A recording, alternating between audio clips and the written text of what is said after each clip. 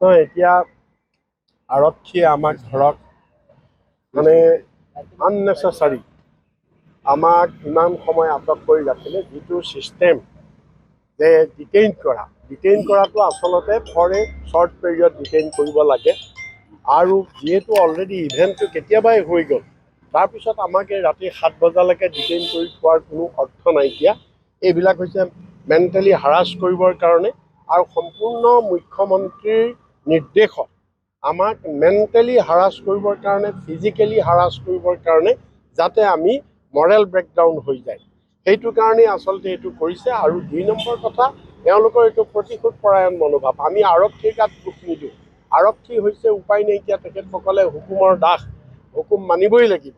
গতিকে মুখ্যমন্ত্ৰীক আমি জগৰীয়া কৰিছোঁ, কাৰণ মুখ্যমন্ত্ৰীয়ে টুলুঙা মন্তব্য দিছে। আমাৰ আন্দোলনক মুখ্যমন্ত্ৰীয়ে টুলুঙা মন্তব্য দিছে। মুখ্যমন্ত্ৰী হিমন্ত বিশ্বই আজি নগাঁৱত কৈছে যে পলিটিকেল পাৰ্টিৰ আন্দোলন কৰা কাম নহয়, পলিটিকেল পাৰ্টিয়ে আন্দোলন বেলট বাকচত কৰে। মুখ্যমন্ত্ৰীক সোঁৱৰাই দিছোঁ, তোমাৰ যিটো বিজেপি দল, এই বিজেপি দলে আজি চৰকাৰ 2014 চনত আহিছে, তোমালোকে আন্দোলন কৰি আহিছা। পিঁয়াজৰ মালা পিন্ধি তোমালোক আহিছিলা। তোমালোকে মূৰত চিলিণ্ডাৰ লৈ, তোমালোকৰ স্মৃতি ইৰাণীয়ে মূৰত চিলিণ্ডাৰ লৈ, আৰু অসমত প্ৰশান্ত ফুকনে গৰুৰ গাড়ীত উঠি আন্দোলন কৰি, আৰু বিজয়া চক্ৰৱৰ্তীয়ে পিঁয়াজৰ মালা, চাইকেল চলাই, এইবিলাক ব্যংগ আন্দোলন কৰি তোমালোকে সেইখিনি সময়ত মূল্য বৃদ্ধি হোৱাৰ কাৰণে, পেট্ৰলৰ দাম বৃদ্ধি হোৱাৰ কাৰণে এইবিলাক আন্দোলন কৰি তোমালোক আহিছা। অটল বিহাৰী বাজপেয়ীয়ে গৰু গাড়ী চলাই পাৰ্লিমেণ্টলৈ গৈছিলে এটা সময়ত পেট্ৰলৰ দাম বঢ়াৰ কাৰণে। গতিকে এইবিলাক চালে বেৰে কোবোৱা কথা কৈছে। কোনো অধ্যয়ন নাই, কোনো বুৰঞ্জী নাই, কোনো ৰাজনীতি নাই। তেওঁ কিবা কৰি সৰ্বানন্দ সোণোৱালক পিছফালৰ পৰা ডেগাৰ মাৰি তেওঁ পলিটিকেল ক্ষমতা ল'লে। আচলতে হিমন্ত বিশ্ব শৰ্মাক ৰাইজে ভোট দিয়া নাছিলে, ভোট দিছিলে সৰ্বানন্দ সোণোৱালক, কাৰণ তেওঁৱেই চিফ মিনিষ্টাৰ আছিলে। কিন্তু তেওঁ পিছফালৰ পৰা ধাক্কা মাৰি ল'লে। গতিকে এতিয়া ৰাইজে তাৰ উচিত শিক্ষা 2024-ত দিব।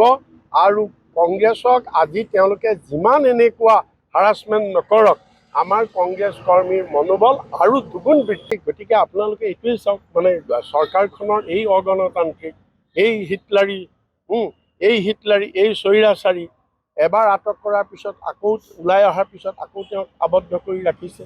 গতিকে তেওঁলোকে ভীতিগ্ৰস্ত হৈছে। মূল কথাটো হৈছে যে কংগ্ৰেছৰ উত্থানত তেওঁলোক অতিশয় ভীতিগ্ৰস্ত হৈছে, আৰু ভীতিগ্ৰস্ত হৈ তেওঁলোকে আন উপায় নাপায় পুলিচক তেওঁলোকে অপব্যৱহাৰ কৰিছে কংগ্ৰেছৰ আন্দোলন দুৰ্বল কৰিবলৈ, কংগ্ৰেছৰ আন্দোলন মষিমূৰ কৰিবলৈ।